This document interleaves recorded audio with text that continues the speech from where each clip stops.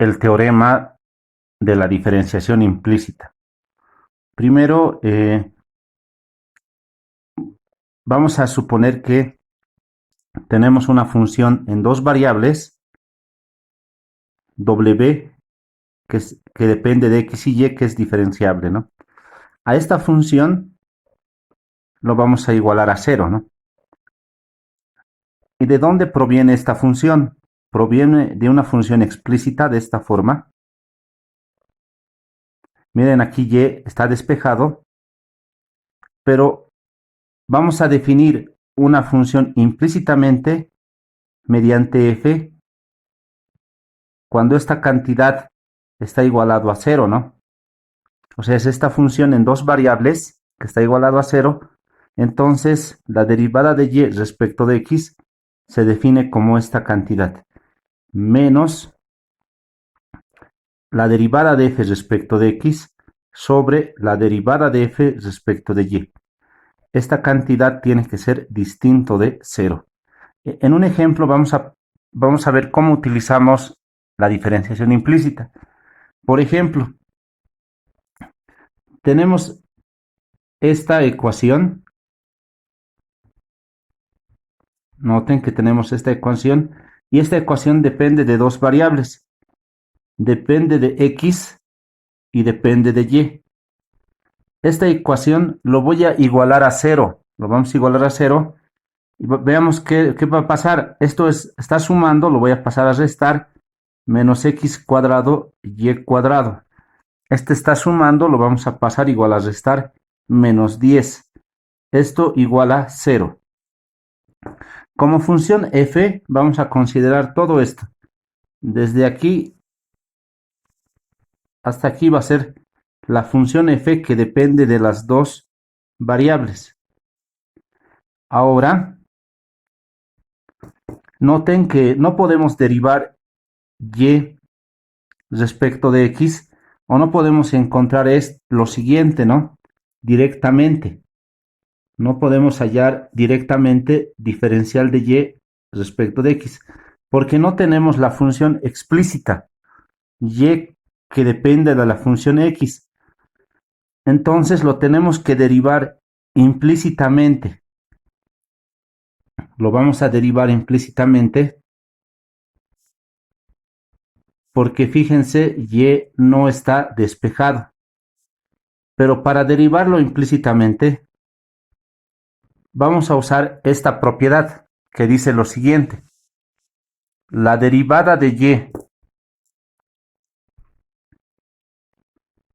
respecto a x es igual a menos la función f que está aquí, lo tengo que derivar respecto de x,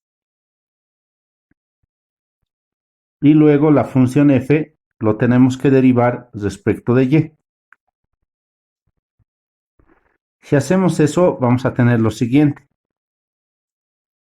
La función f respecto de x sería derivada de x cuadrado, 2x. Notemos que si hacemos esta derivada parcial, y sería constante, menos derivada del logaritmo sería 1 sobre x cubo más y al cubo. Esa es la derivada parcial, ¿no? De f respecto de x. Por regla de la cadena, derivada de x al cubo sería 3x al cuadrado, más derivada de y cubo va a ser 0. Continuamos, más, ahora la función f continuamos derivando respecto de x. Derivada de seno sería coseno de x cuadrado menos y cuadrado, por regla de la cadena, derivada de x cuadrado sería 0. Perdón, derivada de x cuadrado sería 2x. Derivada de menos y cuadrado va a ser 0. Menos, como estamos derivando respecto de x, y constante, y cuadrado sale aquí sin derivar. Derivada de x cuadrado, 2x. Y derivada de menos 10 sería 0. Eso sería la derivada de f respecto de x. Ahora vamos a derivar f, pero respecto de y. X, como es respecto de y, derivada de x cuadrado sería 0 menos derivada del logaritmo sería 1 sobre x al cubo más y cubo por regla de la cadena. Derivada de x al cubo sería 0, derivada de y cubo sería 3y cuadrado más.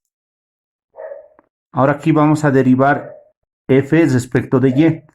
Derivada de seno sería coseno de x cuadrado menos y cuadrado por la derivada de lo de adentro. Derivada de x cuadrado va a ser 0 y derivada de menos y cuadrado va a ser menos 2y, ¿no? Menos x al cuadrado es constante, vamos a copiar. Derivada de y cuadrado, si estamos derivando respecto de y, esto va a ser 2y. Derivada de menos 10 me va a dar 0. Por lo tanto, eso sería la derivada de y respecto de x.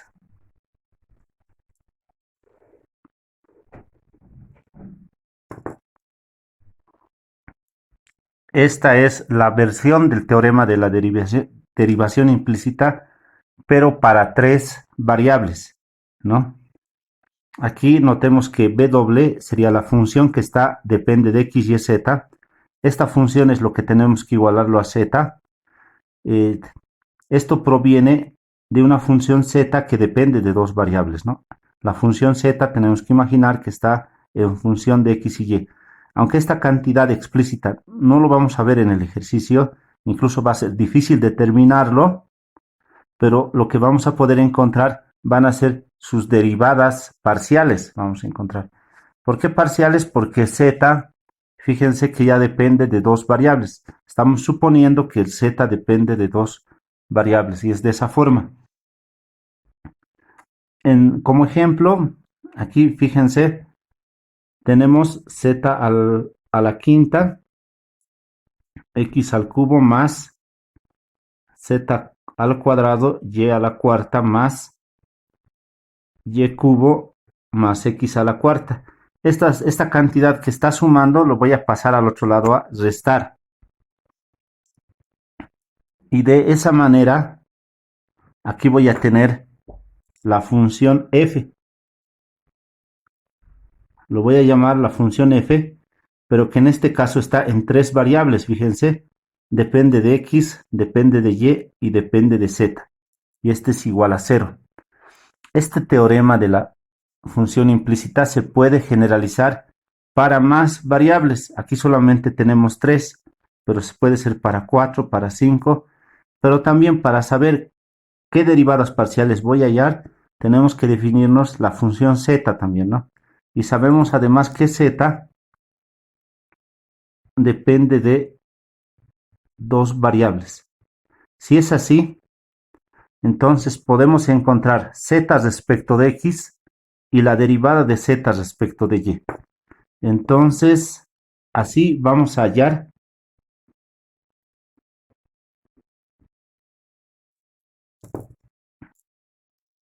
z respecto de x, que sería igual. Para encontrar la derivada de z, con otra notación lo vamos a escribir. De esta forma, derivada de z respecto de x, fíjense, eso es igual a ¿quién? Primero menos, anotamos menos, y esto fíjense que va como cruzado, está cruzado, ¿no? F, vamos a llamar, f es esta función, la función principal, lo tenemos que derivar respecto de z, y el mismo f lo vamos a derivar respecto de x, ¿no? Y así vamos a obtener z respecto de x, que en este caso va a ser menos, una línea colocamos y empezamos a calcular. Vamos a pensar de la siguiente manera, f respecto de x, ¿cómo sería? Respecto de x sería z a la quinta, sale como constante, derivada de x al cubo, 3x al cuadrado más z respecto de x, estamos derivando, ¿no? Respecto de x. Este sería 0, porque no tiene x, no contiene x. Este no contiene x tampoco. Estamos derivando f respecto de x. Y z son constantes. Cuando hacemos esta derivada, y z son constantes. Derivada de y cubo, 0.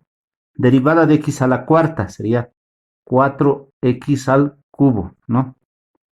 Menos derivada de x por y